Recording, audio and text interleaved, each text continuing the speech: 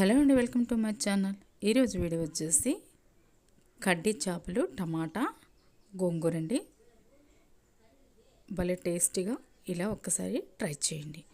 ముందుగా ఇక్కడ నేను కడ్డీలను శుభ్రంగా కట్ చేసుకున్నానండి. కట్ చేసుకున్న తర్వాత చూడండి, లోపల లొట్టలా ఉంటాయన్నమాట. ఒక్కొక్కసారి పురుగులు కూడా ఉండొచ్చు. అందుకని శుభ్రంగా మనం ఒక్కొక్కటి మనం ఇట్లా తీసుకుంటూ చూసుకోవాలి.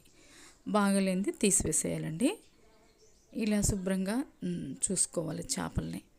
తర్వాత ఈ చేపల్ని ఒక గిన్నెలో సాల్ట్ వేసి గోరువెచ్చని నీళ్ళు పోసి ఈ చేపలన్నిటిని దీంట్లో అలా ఉంచేసానండి ఒక 10 నిమిషాలు. తర్వాత ఇలా కడుక్కోవాలన్నమాట. చూడండి నీళ్ళు ఎట్లా మురుగులుగా ఉన్నాయో. దానికున్న మట్టి కానీ ఏదైనా కానీ శుభ్రంగా వేడి నీళ్ళు ఉప్పు వేసి కడిగితే శుభ్రంగా పోతాయండి. చేపలు కూడా చాలా నీట్గా ఉంటే తినేటప్పుడు కూడా చక్కగా తినొచ్చు అనమాట. ఆయిల్ వేడిన తర్వాత జీలకర్ర, ఆవాలు, 3 ఉల్లిపాయలు, సన్నగా తరిగిన ఉల్లిపాయలు కూడా తీసుకున్నాను. పచ్చిమిర్చి వేసివి కొంచెం వేగనివ్వాలండి. కూర మాత్రానికి భలే టేస్టీగా ఉంటుంది. తర్వాత ముందుగా మనం శుభ్రంగా కడిగి పెట్టుకున్న ఈ చేపల ముక్కలను కూడా వేసేసేయాలి. వేసి కూడా వీటిని కూడా ఈ ఉల్లిపాయలతో చక్కగా వేయించుకోవాలండి. ఇలా ఉల్లిపాయలలో వేసుకొని వేయించుకుంటేనే చేపలు తినడానికి చాలా టేస్టీగా ఉంటాయండి. ఇలా మగ్గనివ్వాలి.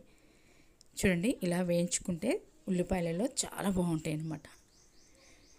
ఇలా వేయించుకున్న తర్వాత గోంగూర ముందుగా కడిగి పెట్టుకున్నానండి. ఇది తెల్ల గోంగూర అనమాట.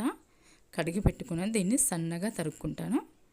ఇప్పుడు నేను ఒక 6 టమాటాలు అయితే తీసుకున్నాను. సన్నగా తరిగిన 6 టమాటాలను వేసేసి అల్లం కూడా వేసానండి. కొద్దిగా అల్లం వేసి మొత్తం ఇలా కలిపి మీడియం ఫ్లేమ్లో పెట్టేసి మగ్గనివ్వాలి. కాస్త ఉప్పేసి మెంతికూర మాత్రానికి వేసుకుంటే చాలా బాగుంటుంది. ఎక్కువ వేసుకోవద్దు, ఎందుకంటే తెల్ల గోంగూర కొంచెం వగరుగా ఉంటుంది కదండి. అందుకనే ఎక్కువ వేసుకోకుండా కొద్దిగా వేసుకుంటే మెంతికూర చాలా టేస్ట్గా ఉంటుందండి. కర్రీ కొత్తిమీర కూడా వేసుకోవాలి, బాగుంటుంది.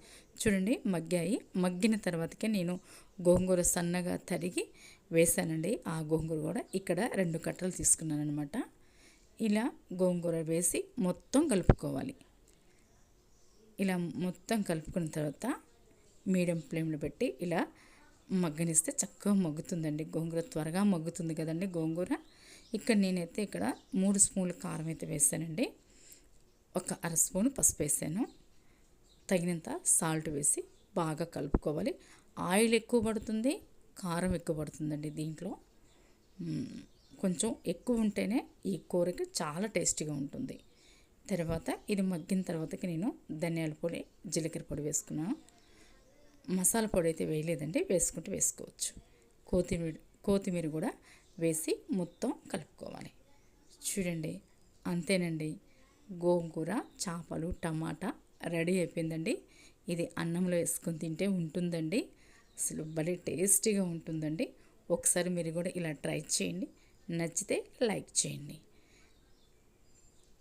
అప్పుడప్పుడు ఇలా గోంగూర టమాటా చేపలు కూడా వండుకొని తింటే బాగుంటుందండి. ఇప్పుడు మటన్ కాకుండా, ఇప్పుడు చికెన్ కాకుండా ఇలా వండుకొని తింటాం కూడా చాలా బాగుంటుంది. చాలా టేస్టీగా ఉంటుందండి.